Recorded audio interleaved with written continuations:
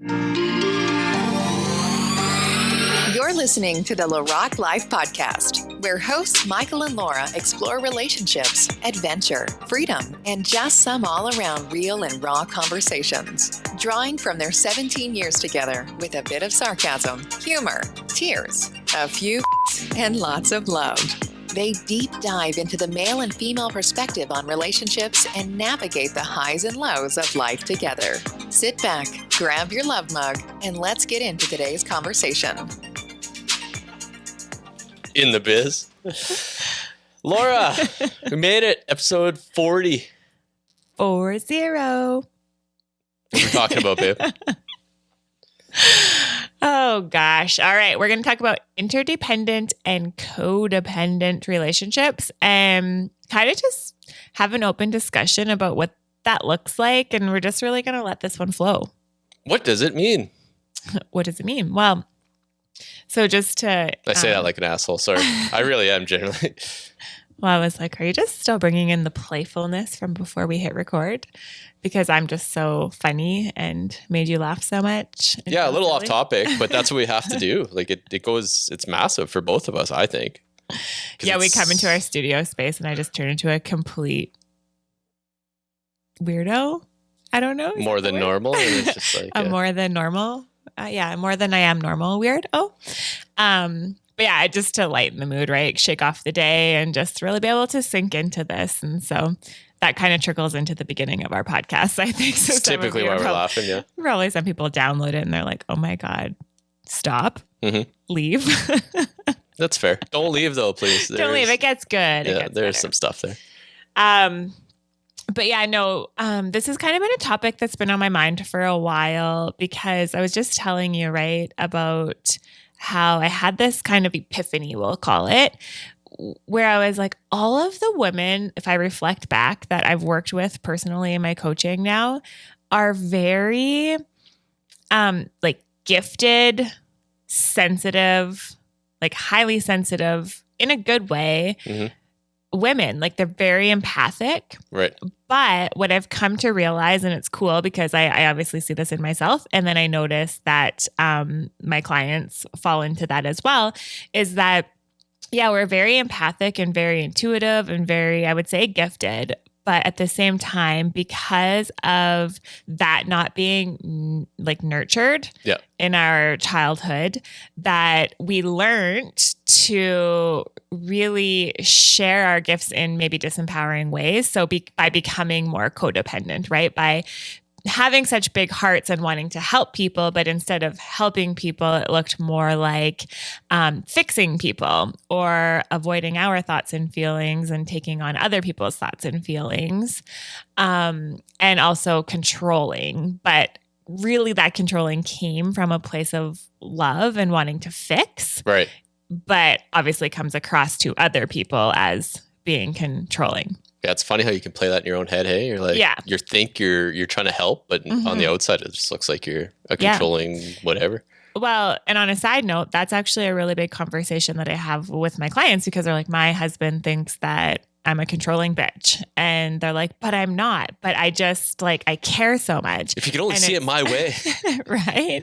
And that's just what's so interesting is that we're holding on to our partners so strongly because we care. Right. And we want to help them and we want to fix them. And it's like way too overpowering and way too bearing that it does come across as controlling. And then in our minds, we're like, why can't you see it? But it's like, give them back their power, allow them their space to do their thing. And there is love in letting go. Yeah, massively, right? Hey? I think. Yeah. I also believe that we continue to enable other people the more that we do hold on and try to control, right? When it's like, here's your power back. I'm no longer enabling you. And whatever that looks like, whether it is an addiction, but even thoughts, feelings, actions, all of the things, right? I'm allowing you to feel it and allowing you to own it. And so, just love and letting go, right? Oh, it makes tons of sense. But so I just thought that was a cool realization to come to because a lot of women who do come work with me don't actually haven't actually heard of the term codependency, and they don't really know what that means, and they don't know that they're codependent. And I never knew what the word codependent meant either 9 years ago. Right. And then when I first did learn what codependent was, I was like, well, I'm a piece of shit. Yeah, now you know what my self-talk looks like. The definition of codependency doesn't really light you up when you realize that that's you, and going back to everything we just said, because we think we're loving people and we just want to fix you, right? That's our job, to fix you, because we weren't taught to help ourselves and nurture ourselves first, right? And we witnessed other people around us take care of everyone else instead of taking care of themselves. And so it's a very generational thing. But so the word codependency, I think, it is a pretty big buzzword now. So some women for sure have heard of it, but still the women who come to me don't necessarily know. And so we kind of started to jam on that a little bit, because we know a codependent relationship super well. Oh yeah, we dance that dance forever, right? Oh yeah, I think we're pros at codependent relationship for sure. But an interesting thing that I think also kind of brought us to this is you sometimes say that you're codependent. And I just kind of sit back and listen to that. But then the other day I said to you, do you really think that you're codependent? Well, no, after you explained it, not really, right? From my definition or what I thought it was, I need you, or I feel like I need you, or I feel like I'd be extremely lost without you. But even with those, it's not really, that's not codependent, right? I just fucking love you. Yeah.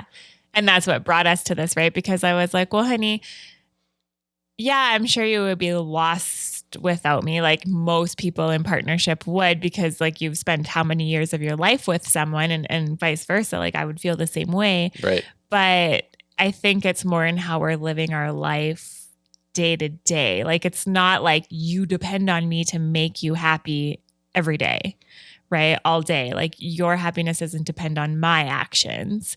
And you're pretty authentic. You do the things you want to do. You go after the things you want to go after. You're open to growth and opportunity. You support me in growing and taking on opportunities. And we used to dance that dance. We know what codependency is. And I don't think that that's our life anymore. No. And the more you talk about it, yeah. Yeah. And so when you were saying that, I was just like, this is an interesting topic to have, because I think that there's a blurred line between caring and loving and partnership, but then also having a sense of self. Right. Right? Because some people might say, well, just like you, right? Well, if you died, I would be like a blubbering mess and I would be a loss and I wouldn't know what to do with myself or with my life. I think that happens to most people in relationship when they lose a spouse or a partner. Massive. That is grief. That is loss. That's a whole different kind of subject, right? It is, yeah. So I just think it's not fair to say that you're codependent, just because I've heard you say that a few times. Oh yeah, no, and the more fair thing to say, because you're not. Yeah, and the more you talk about it, it really isn't. It's not at all. Especially the last, I don't know what you want to call it, year or so. We've really been into our own. I don't know, myself anyway. I'm trying to make myself better, and I am making myself better, and I think that brings a lot more to the relationship. And then that gets you into your own. You can be you, and you don't need me for anything, right? You're there, and it's like, oh, that's awesome. This is just cherry on top, right? But you're strong enough anyway. Yeah, which actually then leads to another kind of conversation I have a lot with my clients is, and it kind of goes into the work we do around feminine and masculine, and what our group program is all about is a lot of women are kind of conditioned to be strong, and I don't need a man. And I'm like, no, you don't need a man, because you are women and you are powerful and you are strong, right? Strong. But there's a difference between needing and wanting somebody, right? Yeah. And I think that's also the difference between codependency and interdependency. It is, I don't need you to complete me. I don't need you to make me feel whole. I don't need you to, be confident to go after the things I want in my life. But I want you by my side while I do those things. Right. Right. And that's the interdependent or what? Interdependent would be wanting. Like codependency is needing, right? Like it's, it comes from a place of, can I say unwholeness? What's the word for that? I don't know. Run with it. It's good. So if I don't feel whole, I'm looking for a partner to complete me, right? I'm looking for someone to fix. I'm looking for someone to focus my attention on outside of myself because I may be afraid of what's inside of me. Or I just don't know who that is, right? And that was me. I never actually really knew who I was. I kind of gave that away at a really young age and just started to take care of the people around me, as in their emotions, and play off of emotions and not rock the boat and just really let my sense of self diminish. Right. Because I learned it was better to just take care of other people. Better for me, in my experience. And so, that's more of the codependent side. Whereas then, so let's bring that into our relationship. So then being in relationship with you, I wouldn't speak what I actually feel, right? Because then could rock the boat or like piss you off or whatever, right? So angry. Hulk smash. Oh my God, 4-year-old joke. Yes. Lennox would have liked that one. So not speaking my truth, but again, as I said before, like not having the confidence. And I have this handy dandy little list here that I want to just kind of go off of as well, because I know my codependent tendencies quite well, but I want to make sure that I give some examples outside of just myself, because there is many. So I also then, I guess, I think I did do this, but depending on your partner to make you feel worthy, I think for sure, like that's a feminine trait though, is to like want praise from your partner, but there's like a toxic and a non-toxic way of doing that, right? Like if it's a neediness that like I need from you so that I feel worth it, like worthy, right. That's kind of toxic. But if I'm just like, oh, I enjoy when you praise me and like that feels good, right? I think there's a difference in that. I know, at least for myself. Yeah, that's fair. But fearing rejection and criticism and abandonment, that is really huge for codependent people. And I can relate to that. And that ties directly into that whole not expressing your feelings, because there's a deeper rooted fear that you're going to reject me or you're going to abandon me, right? It's not really about you getting mad. It's that you might leave me. Right. Right. And so because I don't feel wholesome and like connected to who I truly am, then there would be a part of me missing. Right. Okay. So fear of conflict and having poor boundaries and really expecting perfection. That's me to a T for sure. It used to be me to a T, right? So not disagreeing and just saying like yes and agreeing with everything that your partner may say. But I think it's really important to also note that not only does this happen obviously in intimate relationships, but in all relationships. Oh yeah. Massive. So if you're a codependent person, how you show up in your personal relationship is probably how you're showing up in friendships and in group settings, right? Yeah, and family and everything like that. Eh? Yeah, and there's so many of us who do just kind of, you know, this is me, and I still do this because I think I don't do it from a codependent situation anymore. It's more of like I know how to protect my energy, which again is going back to what I said at the very beginning of this. It's a very blurred line between codependency and being a very empathic person.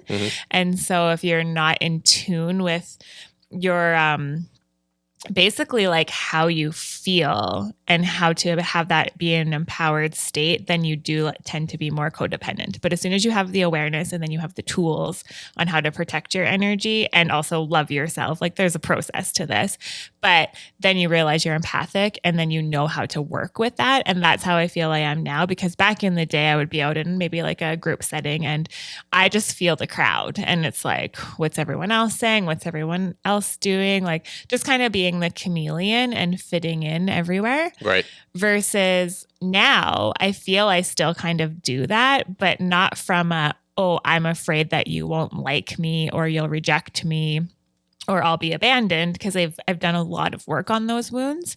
It's more of just like, it's not worth my energy to have to explain myself, or do I even feel like voicing my opinion right now? Like, is it important in this moment? That's fair. And if I think it is, I will. Yeah. Or if I know it's a safe place where I'll be respected in my opinion, I will. But if I'm not feeling any of those things, then I don't. And I don't care, because I'm not being like beating myself up because I didn't voice my opinion and was acting codependent or being a chameleon. It's more like I just feel comfortable with who I am and in my own skin, and whether I said or didn't see, like I didn't need to be seen tonight, I feel seen myself. Well, that's massive. That's like the quiet cool. I like that, right? You're exactly. just That's a good and term. You don't always have to be the center of attention. I catch myself a lot with that, because I get on rants and stuff with people, right? And I'm just like, inside, I'm just like, shut up and join the conversation. Like, just observe, right? Be the observer a little bit. Well, you learn so much from listening, right? Well, way more from listening than talking, which I do listen a lot. I know I talk a lot on here, but I do listen a lot. We have a good listening. Yeah. We're good. But no, 100%. I catch myself doing that all the time. And there's a lot more value, I think, in that stoic man or that stoic person than the person that's out there all the time just trying to be the joker and stuff, which again, I catch myself doing a lot, but just being aware of it, I think, is the biggest thing for me. Yeah. And knowing where that line is. Because sometimes you have to, right? Like sometimes you have to be that icebreaker, be that person just to get things moving and whatever else. But typically if you're hanging around some pretty decent people, or like if you're trying to upper level yourself, you don't have to stand out that much, because you're more engrossed with everybody and trying to catch your mannerisms and what they're saying and just take it all in, right? Yeah. But if you're the one that's always having to lead the charge, find a new circle. Right. That is very true. I like how you said, what'd you say? The cool? Just quiet cool. Quiet cool. Yeah, I think it goes a long way, especially for men. It's a fine line, but I think you can attract a lot of women that way. But you can't, like, you doing that whole mysterious thing too a little bit, like just not playing it all out there. Right. But it only goes, but not too cool, because she did. But it only goes so far too. Like at some point you have to open up. Right? Yeah. I was like, I think the coolness, I mean, it's been 17 years since I've been in a new relationship. So don't take dating advice from me unless you're dating your partner. There you go. I am good at that. But I would say, like, from knowing what I know now, that there's obviously this attraction factor to the coolness, the mysteriousness of a new person, right? But then the attraction factor for me would plummet after we're dating and getting to know each other. And there's those men or those women who still keep that distance, right? And still have that mysterious factor. Yeah, it only goes so far. Yeah. You have to, piss or get off the pod kind of thing. Open up. And that's totally what our course is about, right? Like, for the men, like being vulnerable. I had a conversation with one of my clients this week, just how important this group coaching program is and how much it's needed in the world for men to be able to just like take that mask off, right? And to be able to be vulnerable and feel safe to do that. And so many men don't, because they're taught that it's weak, but watching other men and being with other men and other couples is so important. And it is, yeah. Kind of what her and I were talking about. I just said, it's uncomfortable for a man to step into a group and make himself vulnerable, A, by even being in the group, and then B, like starting to open up. That's a new level of vulnerability, right? Clearly have not been to an AA meeting. No, I haven't ever been to an AA. I don't suggest it, yeah. But at the same time, I've been to CODA meetings, which actually, that's so funny. I didn't even think about that. Al-Anon. Right. But CODA is actually Codependence Anonymous. Right. So I was going to those while you were going to AA meetings. Drinking stale coffee in the basement of a church. That's awesome. Right. Yeah. But okay, so that's a different level of vulnerability, right? And I think that's rock bottom vulnerability. Right? Definitely. I hit my rock bottom in one of those rooms, one meeting. That was finally, I hit the breaking point. Aren't you not almost rock bottom by being there? You're either forced to be there or you're rock bottom. That's why you're there, right? Yeah, a lot of people just have to cross that off the list or say they went to a meeting and that was it. But you can find yourself in there. And it's not really for me, but at the same token, it was perfect because I did literally hit that. That was the moment I was like, hey, something's got to change here. Yeah, and I think it's important to hit rock bottom for anyone who ever... You have to know where that is. Everyone always, you think you're hitting it, and then you're like, oh, okay, your feet aren't quite touching the bottom until you... But at the same time, I think we look at rock bottom as like, oh, such a failure and such a loser. But I think rock bottom is amazing because now there's nowhere to go but up. Yeah, right? And it's some people, like it's like a competition and there's almost some honor in that. Or like, but it's not how bad it got. Yeah, kind it's of like thing. that's kind of the new narrative, or like with all self-development stuff, where it's like you have to hit that rock bottom, or even us, like your relationship had to be on the rocks, and then now it's coming out and it's so great now. And come join us. It doesn't have to be that way at all. It just happened to be our fucking journey story. By no means I don't suggest that for people, man. It sucks, and you waste so much fucking time. Yeah, like we wasted our prime years of just shit. Yeah. And we always do, but you have to do that to learn, and then you're coming out the other end of it. And it's right. Because it's only a waste if we look at it as a waste, right? Otherwise, it was just like a really in-depth education system. Well, that, and thankfully we're doing it now and actually waking up and realizing these things now, because I don't want to be that 50-year-old guy sitting at the strippers. Like, that's the trajectory I was going. Strippers are closed. You can't. Oh, we'd figure out a way. But regardless, like, I mean, that was my life. That was like the journey I was going on in the past. Like, what the fuck are you doing, man? Yeah. Which then totally brings me back to what I was talking about with my client about like, so A, just even showing up in this group, to now B, listening to a man talk, and then you feeling inspired that you can talk, and then you start dipping your toe into that vulnerable piece, right? That vulnerability. And then keep your toe out of my vulnerable piece. Get your toes out. But, right. Once you kind of start to get a feel for being vulnerable, you realize it's not so scary and it's not so intimidating, right? And especially when you see other men. And so tying that into exactly what you just said is you don't have to, and we don't recommend hitting rock bottom in your relationship before you begin opening up and wanting to grow. So coming back to this list of interdependent and codependent tendencies, they're really... So, okay, I'm going to read a few of these things off of here. So in a codependent relationship, one person does most of the giving and receives little support or help in return. Versus an interdependent relationship, there would be a mutual reliance on each other and a balanced give and take. That goes into feminine and masculine as well, because that's giving and receiving. And so, well, it's the yin and the yang, the whole thing, right? Exactly. Yeah. And so this is all just super connected to feminine and masculine, interdependency, codependency. But basically what I wanted to say is that, you know, you could go through a list of codependent characteristics, and you may see yourself in some of them, but not all of them. Or you may see your relationship embodying some of them and not all of them. And I think that that's very normal. I mean, unless you're a super enlightened person and in a relationship with another and super enlightened person, right, you're always going to have codependent moments and codependent tendencies, especially if you have been a more codependent person in the past. Those like to creep up.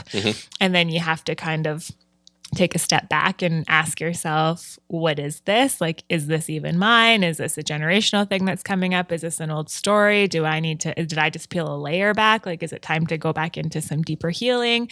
Have I been neglecting myself and not taking good enough care of myself and nurturing myself? So I'm sinking back into old patterns and old beliefs. So once you have been a codependent person, I don't want to say it's always with you, but there are tendencies that can come back, right? There's one going back. Like if you're an addict for life. It is what it is, right? Right. And you just got to know how to control that and keep that monster caged up, really. Yeah. And actually, I don't think we ever ended up doing a podcast on this. So we might have to come back and do it. Gosh, now I can't remember, but I know that I had made a post back in December about, it was on my social media and I had a mask on because I was just kind of talking about how some old stuff had come up and how it wasn't easy. And that was one of the things I always want to portray too, is that it's not like, oh, we got the best relationship and everything is so great and we never have struggles, because that's not true. Nope. It's just that we come out of them a lot easier. And I think we fight a lot more fair than we ever used to. Yeah, that's the biggest thing. Like I said that before, we still get knocked off the rails, probably just as much as we use. Well, no, not that much, but you just get on it a lot faster, right? Don't dance around it, and we just hit it straight on. Yeah. And so I think I said we were going to record a podcast and we didn't. So maybe we'll have to come have a conversation about this again. But because we were apart for that 19 days or whatever, there was some like really old stuff that was coming up for me that I thought like I was gone, like dealt with and gone and done kind of thing. Right. Right. And it was stories. It was some beliefs that I had coming up, and I reacted and like kind of, I just reacted. I reacted. I had these feelings come up and I was starting to get mad at you and annoyed of you, and you didn't even do anything. And so the difference from now compared to maybe 8, 9, 10 years ago is that I was able to actually express those feelings towards you and be like, oh my gosh, like this is coming up for me and this is what I'm feeling. And in the past, you would have probably felt attacked. But that's a difference of the work you do on your relationship. It doesn't mean that the things don't still come up. Right. And these, I'm saying, these codependent things don't still come up, but there's a different way of communicating and a different way of being open and listening and supporting yourself and each other through it. No, it makes sense. 100%. So I would love to say we'll do a podcast episode on it, but I kind of am forgetting the details. So I'm not sure if we'll be able to. I think that might have had to have been one of those more in the moment kind of things. Yeah, but if it comes back up, we'll do it. But yeah, so I don't know. Is there anything else that you wanted to say around that? No, I think we leave it at that, to be honest. Be nice to get a shorter one in. And I think we said codependent about 8,000 times already. So we could leave it at that on the word count. But it all makes sense. It really does. And it all ties together. And it's, again, I think the underlying thing is it's never perfect and you're always going to have those tendencies, but it's how we come out of them and just to recognize it. Like in your own mind, you realize you could be saying it and you're doing exactly what you're doing, but at least in your mind, you're like, holy fuck, what am I doing? And then you can stomp it out right away or have that conversation with your partner, right? Yeah, exactly. And then just coming back around to like what we kind of started this out with you saying like that you thought you were codependent. Yes, because if you lost me, like I think you can love someone wholeheartedly and so much, right? And they're a piece of your life, but it doesn't mean that you're codependent. No, and that's what I was like. I mean, even upstairs, right? Yesterday, talking to Rob about that, like on one of my ayahuasca trips, like losing you, and I was like, I don't know where I was, but you weren't around, and I was freaking out. Like that's where I got it from. But then I realized, like now, the more you sink into it, it's like, okay, I just genuinely love you. Like I don't know, we have a life together. Yeah, like, and we've been doing a lot and growing a lot together, and it's just like, you make me a better person. So that's why I think I always wanted you around. I don't know if that makes sense. Like losing you it would crush me, right? Because I feel like you've done your job. You built me up. You made me this great person. And I know you didn't do nothing. I know. But in my head, You did. I know, but that's how I feel in my head, right? And you were my partner through this whole thing. So to lose you would be like, oh shit, whatever, right? Or like, now I lost this person, but I don't know. That's about all I got. There's no way to articulate that. That's just love. I don't like, there's exactly. No words for it. That's just it, right? Like sometimes I think in maybe the personal development world and stuff, we try to like overanalyze shit. Overanalyze and compartmentalize things. Like it's like, no, well, you're a codependent or you're an empath or you're interdependent or you're more feminine, you're more masculine, you're toxic, you're blah. Like you can't, like, we're humans and it's all energy and it's all enmeshed and like all the things. I mean, of course, as humans, we're going to be enmeshed and that can get messy in itself. And I mean, that could be codependent, but at the same time, love is messy, right? It's an enmeshment of a whole bunch of feelings. And so I think sometimes too, it's like stop overthinking things and just allow yourself to be and to feel. But I wanted to say one last thing, because this was another thing that a conversation I was having just today with one of my prior clients. And because you were just saying like, well, you did your job and you kind of, what did you say? I can't even remember now. Well, just carry on. Well, it's kind of a part of my story, but well, you built like you did. You changed me, built right? up, You built me up. Yeah. And we've talked about this before in different podcast episodes, where it's like I believe there's seasons in relationships where one time it's one person in the relationship's job to like step up and grab the other person's hand and pull them up, right? Because everyone goes through highs and lows, and sometimes we're on the highs together and sometimes we're on the lows together, but sometimes we're on opposite. So it's like your job to lift the person up. Also, I mean, allow them to be in the shit too, because there's lots to learn from that. But what I said to her today, because she was kind of feeling like her relationship wasn't growing to the degree that she hopes it to or wanted it to. And I was just like, but it is. Like, I think so often because we're in things 24/7 that we disregard the fact that we are trailblazing, right? Like we just by embodying the work that we're doing and the awareness that we have, we change patterns, we change that dance in our relationship. And when we stop reacting and behaving in the ways that we always have, so whether being codependent or not, right. Your partner feels it. And whether he thinks he's changing or not, things are changing, right? You're being an inspiration. You're helping him grow. You're paving the way, whether he admits it or whether he even really feels it or knows it or not. And I'm saying he because I'm talking about my female client, but it can go either way, right? Right. And so I suppose to end this talk on interdependency and codependency, we just wanted to shine a little light on it. And so if you feel that your relationship is a bit codependent, that there's nothing wrong with that. That's great. That's a great awareness to have, because once you have that awareness and you look at kind of your actions and your behaviors in that part, then you can start owning it. And then you can start making new choices to start shifting the way you show up. And you can't control your partner, which is the hardest part for a codependent person, but let go with love and shine that love inwards and begin just doing the work on yourself, and it'll be reflected in your relationship. So small little plug. That's what happens over at Reignited Relationships. Oh, that's perfect. That's perfect segue. Which is my personal program that I designed just for women. So you can find out more information about that at LaRocque.com.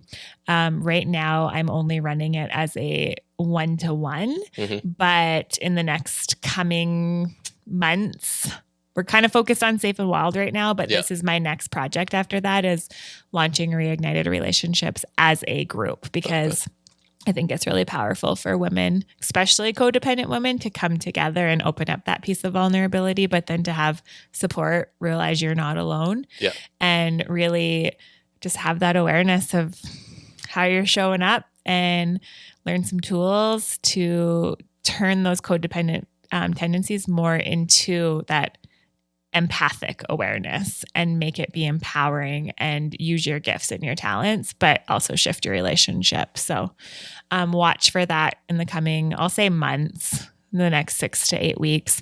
There will be a launch for a group of Reignited Relationships, but otherwise I do take on 1-to-1 clients for Reignited. Perfect. Okay. And then you did mention Safe and Wild. So that is kicking off on next Monday. Well, by the time people are listening to this, we already did kick off on Monday. Okay. So you can catch us on the next round, because this one's 6 weeks long. So we'll probably have a week or two in between. But just watch LaRocqueLife.com. Safe and Wild will have a wait list there. So if you're ready to come in with us on the second wave, you can get your name on there, and we'll be happy to have you for the next round. Awesome. Okay. Well, let's leave it at that. I love you. I love you too. Love you guys. Thank you. Thank you. Thanks for listening. Find us on social media at LaRocque Life Podcast and online at LaRocqueLife.com. Ladies, find Laura on social media at Laura LaRocque and online at LauraLaRocque.com. Have a request for a show topic?